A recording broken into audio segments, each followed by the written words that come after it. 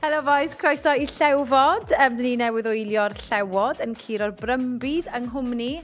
Ken Owens, Stephen Jones, dim Jamie Roberts heddi, mae fe yn barod wedi teithio draw i Australia. Ti yn ei set a Ken? O fi cael darchafiad i fi. O, na gair mawr i ddechrau. Llew-Fod heddi, fi'n lyco nhw ti wedi cael darchafiad, ie.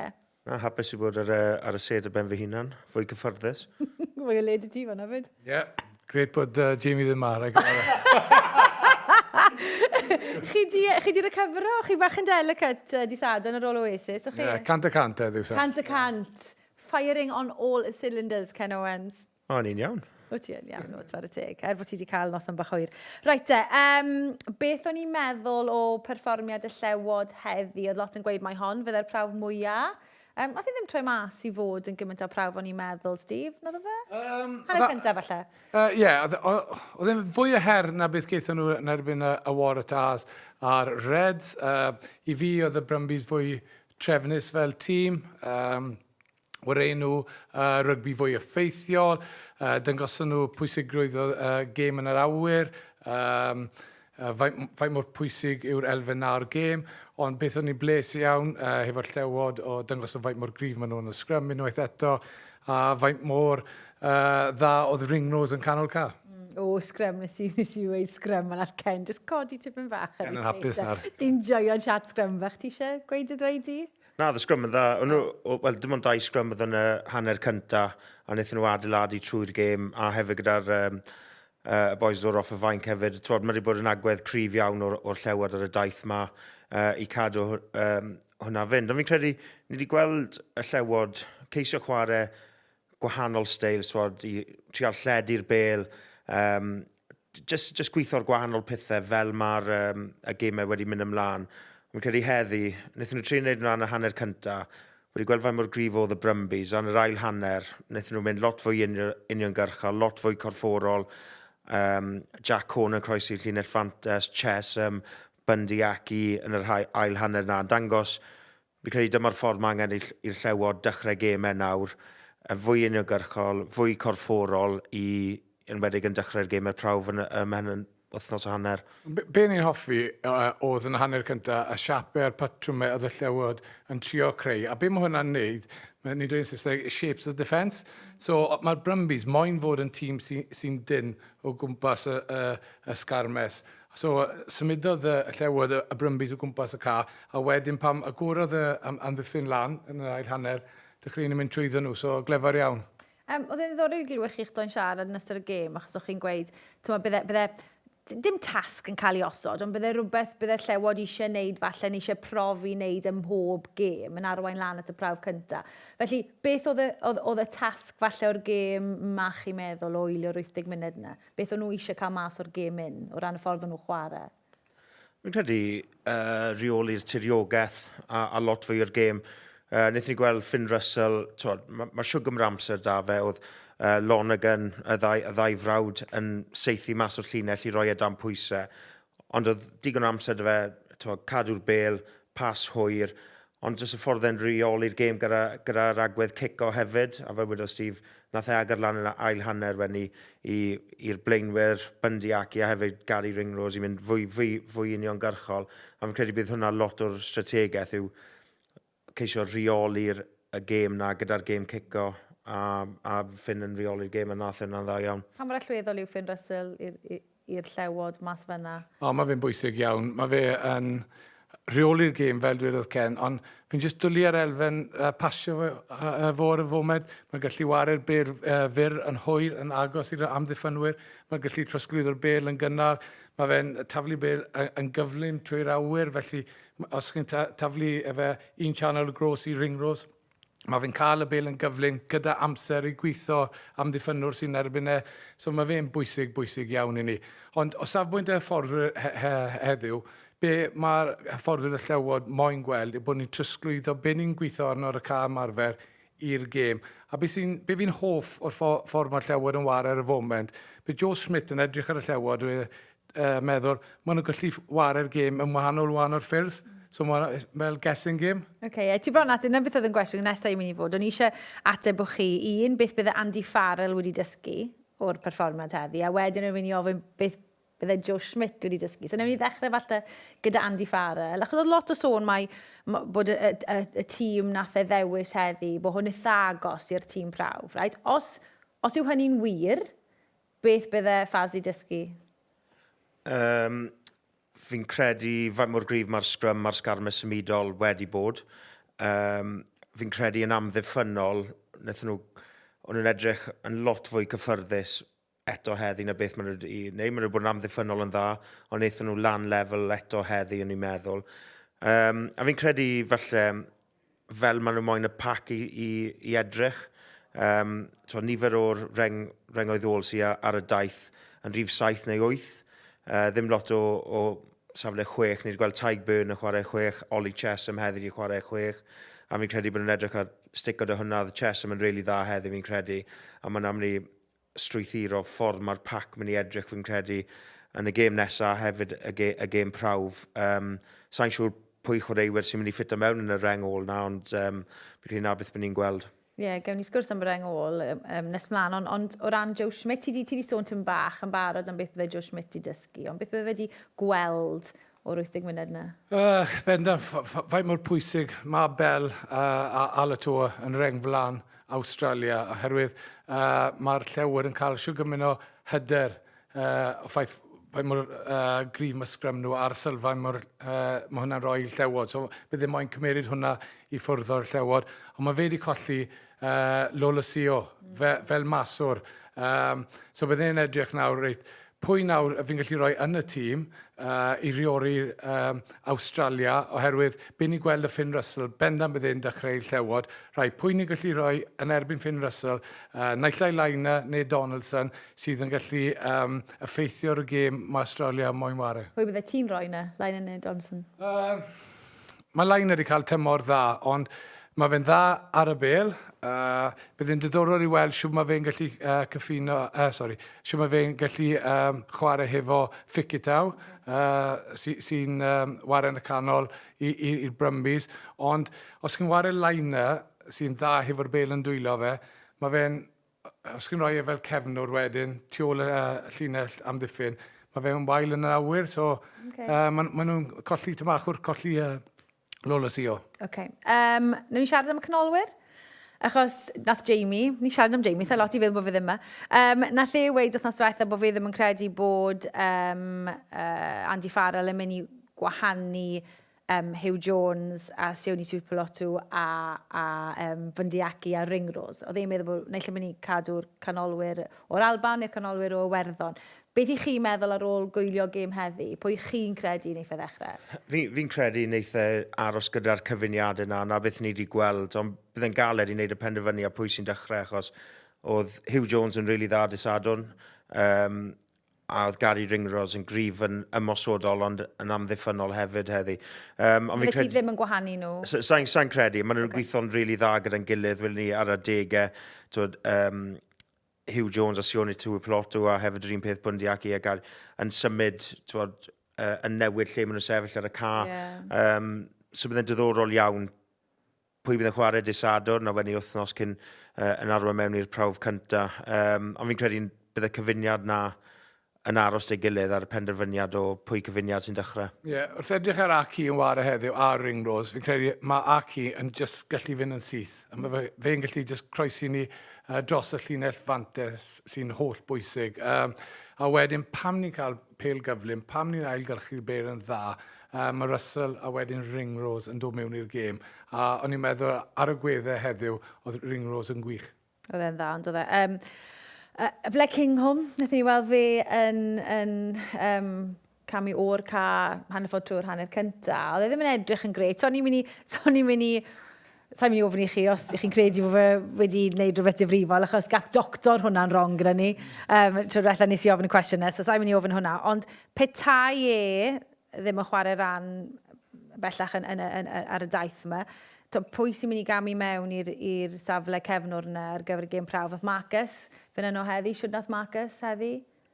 Fi'n credu yn ymosodol mae Marcus yn gret, ond wyl ni ar y degau, nath e colli brwydr yn yr awyr, a fi'n credu bydd Australia yn targedu na, os mae fe'n cryfder enfawr sydd gyda nhw. Gobeithio bydd ble Kingo yn iawn oherwydd beth mae'n dod, nid just yn yr awyr yn ymosodol, mae'n cicio'n dda hefyd, a mae wedi bod yn gret i'r Alban tymor ma a hefyd Toulouse. So fi'n credu bod ni'n siŵr fod y gweld Hugo Keenan yn dechrau yn y safle na.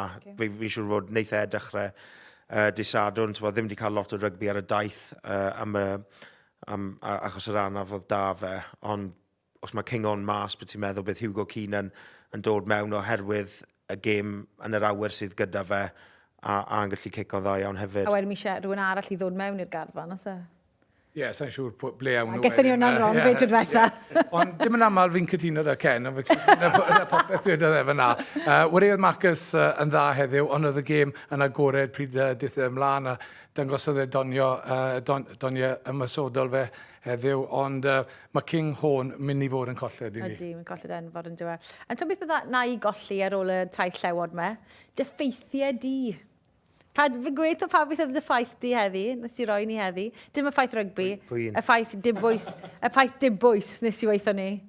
Be, lle rath y ball bearing i... Ie, ball bearings. Os chi'n ymddiddori yn ball bearings, mae dy Ken ffaith yn hygoel. Cyfyrddin 1794. Yna fe. Ni'n cael y flwyddyn, dyma fe. Os chi'n licio ball bearings a chi o gyfyrddin, na chi ffaith. Wel, y tro cyntaf, dyw'r Llewod ddim wedi cael Cymro yn y 23 yn y garfan ers 1899. Wel, na fe. Hwna'n ffaith fwy diddorol ar ball bearing, Steve. Right, oce. Ni'n mynd i fynd draw i Australia nawr at Owain Dustin o Pont Yates. Nath wylio'r gêm yn Sydney. A mae fe cwestiwn i chi'ch doi. Gobeithio bod fe ddim yn cwestiwn am ball bearings. Helo, fi'n yw Owain. Rydw i'n Pont Yates yn Cwm Gentraeth. Rydw i'n gwylio'r gêm Llewod yn Sydney heno. Beth ydych chi'n meddwl o Oli Chesham yn dechrau yn y gemau test? Diolch i ti Owain. Be chi'n meddwl dy boes? Nes ti sôn bach am y reng ôl. Mae hwnna'n mynd i fod yn benderfyniad anodd iawn i'r hyfforddwyr yn diwedd pwy ddechrau fyna. Na, mae fe. Ar ail reng, nifer o combos yn gallu chwarae yn yr ail reng a wedi chwarae'n dda iawn. A fi'n credu na pam yn edrych ar cael Taigburn neu Oli Chesham yn y reng ôl. A fi'n credu na ar ôl perfformiad hyn o, nath Chesham, oedd e'n dda yn y lein, nath e chwarae am 80 munud a dangos faint mor dynamig yw e. Bach yn gwahanol i'r rengoedd ôl sydd gyda nhw yn y garfan, ond ar y perfformiad hyn o, fi'n credu mae fe'n dechrau yn y gemau prawf. Fi'n siŵr geith Taigburn cyfle arall ar y penwythnos, ond ar y foment fe sydd gyda'r Cris byddwn ni'n meddwl. Ie, war y teg i Chesham, wreuodd yn hynod o dda hyn o am yr 80 munud, ond i fi ar y faint byddai'n cael wel ti fi gweld taig rhif 6 oherwydd mae taig mor dda dros y bel, mae fe mewn i bopeth, so byddwn ni'n cadw Chesham ar y faint. Licio bach o angytuno. Byddai sy'n angytuno, cytuno, fi'n credu mae angen perfformiad arno taig os mae'n chwarae'r penwythnos i roi ei llaw lan. Mae wedi bod yn dawel yn y cwpl o gemau mae wedi cael. Fi'n lwcus i chwarae gyda yn erbyn taig, fi'n gwybod mae'n mor dda i we. Ond dyma challenge y fe nawr, os mae'n cael cyfle i roi llaw lan a dangos fi mo'n y Cris na. Dwi ddim wedi dangos faint mor effeithiol mae fe dros y bel hyd yn un ar y taith, yw e? Na, dwi ddim. OK, so ni'n pwy oer felly neith wared dydd Sadwrn a geith y gêm da. Ond o ran y cydbwysedd yn y reng ôl, so os i ti'n mynd am rhywun fel Taig neu Chesham fel rhif 6, pwy wedyn sy'n chwarae 8 a 7 a pwy arall sy'n dod ar y fainc? Wyt ti'n cael rhyw fel Pollock ar y fainc wedyn? Achos mae fe gallu chwarae ar draws y reng ôl? Beth chi'n neud? Rwy'n fel Pollock, neith e siŵr fod, os mae fy'n chwarae yn y gemau prawf, neith e dechrau ar y fainc oherwydd mae'n dynamic, mae'n dod o X-factor, rhywbeth gwbl gwahanol i'r chwaraewyr sy'n na. Ond i chwarae gêm prawf i'r Llewod, mae fe'n lefel gwahanol. Mi'n credu mae lot yn dibynnu pwy sy'n chwarae fel 6. A os maen nhw'n mynd lawr, chwarae Taigburn neu Oli Chesham, oherwydd yr effaith mae hwnna'n cael ar y lein. Os maen nhw'n mynd am rhywun fel Tom Curry, Jack Morgan, 6 a 7, fi'n credu chi'n edrych wedi, mae Jack Cohn yn siŵr o fod mynd i chwarae 8 oherwydd y lein, really, achos sy'n chwarae rhywun fel Josh van der Fleer, Jack Morgan a Ben Earl neu Tom Curry, ni'n colli'r effeithrwydd na yn y lein, a wylwn ni hwnna erbyn yr ariannyn, so mae lot i meddwl amdano, nid jyst y 3 chwaraewr gorau, ond cyfyniadau na sy'n effeithio ar y lein, y scrum, sgarma symudo, a popeth fel ni. Faint o So ma'n siawns i gyda diddorol. Jack, ddo? Faint o siawns i gyda Jack i wisgo'r Cris Rhif 7 na? O, mae fe wedi wario hynod o dda. Yn y personol, byddwn ni'n pigo fe fel saith. Oherwydd mae fe dros y bel yn dda. Mae fe'n dda hefo bel yn dwylo fe. Mae croes i llinell fantes. Ond mae'n glefer yn effeithio yn y penderfyniadau mae fe'n neud. Yn personol, hoffwn ni cael Ben Earl yn y rengol fel rifwyth. Oherwydd fi'n meddwl bod y 5 blan ni mor gryf. Alex ni cael rengol sydd jyst yn bobman dros y ca.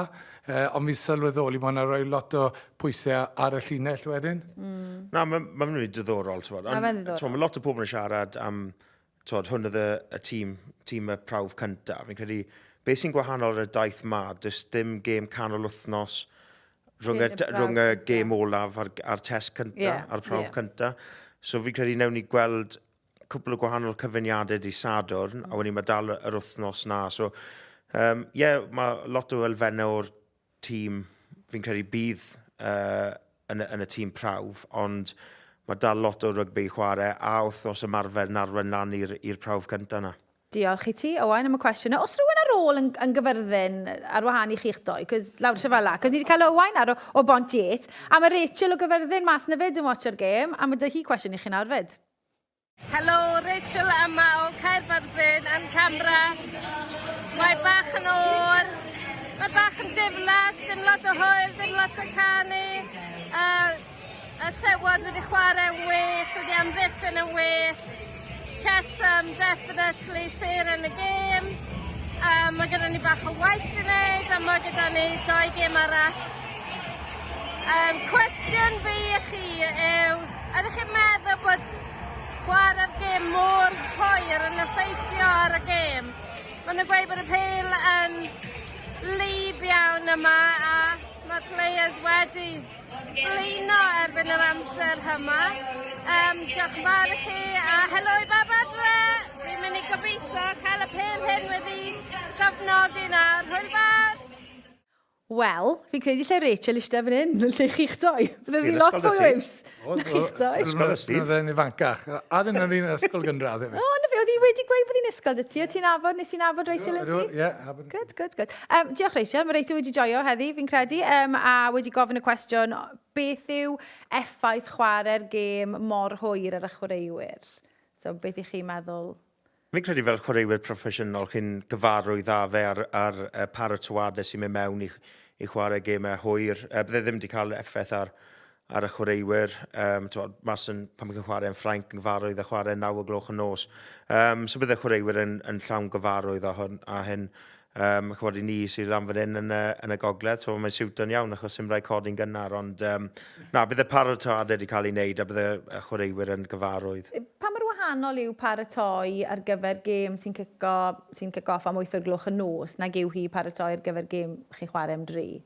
Be chi'n goffa wneud yn wahanol fel chwaraewyr? O'ch syniad bych chi ni, siwn mae'r diwrnod yn wahanol i chi? Bwyd y popeth nôl, really, Ken, dy fe? Codi'n hwyrach.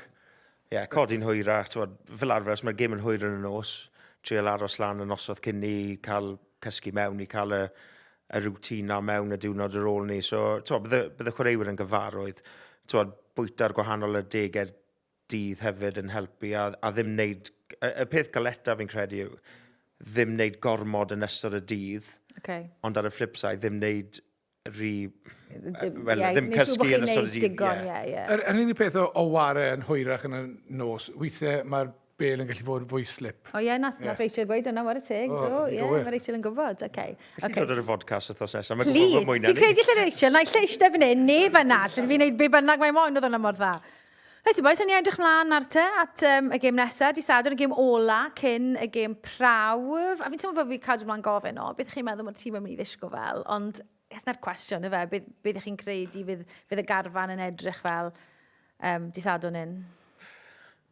Bydd nifer y newidiadau eto, fi'n credu bydd moyn gweld cwbl o cyfyniadau gwahanol yn chwarae gyda'i gilydd. Bydd ddim moyn chwaraewyr sydd wedi chwarae heddi a wedi di Sadwrn eto. Fi'n gwybod bod wythnos rhwng y gêm di Sadwrn a'r gêm prawf cynta. Fi'n credu newn ni gweld Andy Farrell a tîm y fforddi yn rhoi cyfle i cwbl o cyfyniadau gwahanol i gweld beth maen nhw'n gallu gwneud. Os maen nhw ddim yn hapus gyda beth maen nhw'n gweld yn barod. Beth i orau, gorwara neu ddim wedi chwarae digon yn mynd mewn i'r gêm prawf?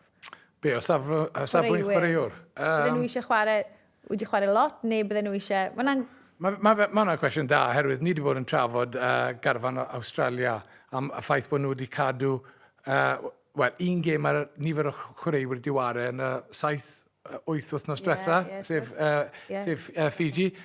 Gret, mae bron pawb yn iach i nhw, so chi'n gallu dewis o garfan llawn, ond dyn nhw ddim yn battle hardened. Na safbwynt Australia. Ffordd arall, we battle hardened. We are battle hardened. Ni wedi wario nifer o gemau, mae chwaraewyr wedi cael cyfle i dangos eu doniau. Cyfle ola i nifer o chwaraewyr roi dwylo lan i Andy Farrell i dangos fi yw'r person am y prawf. So mae positif a negatif o'r ddwy ffordd. Os oes un fel partneriaeth neu falle combination byddech chi'n licio gweld bod chi ddim wedi gweld eto. Sori, fi'n taflu cwestiynau anodd i chi'n ar i feddwl, ond pwy byddai ti'n licio gweld bod ti ddim wedi gweld eto yn chwarae gyda'i gilydd nhw? Wel, fi moyn gweld Hugo Keenan nôl ar y ca, os fi'n dwlu arno fe, pan mae fe'n iach, yn ywedig nawr os ni'n colli ble King hwn. Fi moyn gweld ar y ca yn dangos be mae fe'n gallu gwneud. A just y back three fel maen nhw'n gweithio hefo'i gilydd. Ni wedi siarad am pwysigrwydd y gêm yn yr awyr. Fi moyn ni reoli'r elfen nas. Os ni'n gallu reoli'r elfen na, mynd mewn i'r prawf cyntaf, mae'n mynd i cael effaith enfawr a'r tiriogaeth ni'n mynd i cael yn y gêm. A ni'n gwybod faint mor gryf mae sylfaen mae'r blaenwyr yn rhoi ni. Na, fi'n credu yn y reng ôl, really, gweld Jack yn chwarae gyda Ben Earl a hefyd Tygburn a nhw cael cyfle i roi dwylo lan am y prawf cyntaf. Lyfli. Fe bych chi'n neud am y cwbl o dyrnodau nesaf? Chi'n neud rhywbeth diddorol chi'ch doi, cyn disadol? Lawr y gorllewin. I ti nawr! Steb ar ôl na. Maen nhw gyd mas yn Australia. Fe ti'n neud Ken, ti'n ffeco to? Na, dim plans ar y foment, a wel, neud yna dros y penwythnos. Pwy sy'n paco? Ti'n paco dillad unan i fynd ar holidays neu di'r rhaid? Fi sy'n paco fi unan. Da iawn, Ken Owens, o'r teg. Ti'n plygu nhw gyd yn didi neu jyst yn twlu nhw mewn? Na, plygu. O, good. Mi eisiau chi fynd ar y Llewod yn fwy aml, chi'n cael ffeithiau diddorol, a chi'n cael gwybod sy'n mae Ken Owens yn paco i fynd i Australia. Rai, diolch am y cwmni chi boes, cofiwch me'ch bwyntiau ar gael o bob gêm ar daith y Llewod, ar S4C a S4C Click, a welwn i chi, Dydd Sadwrn.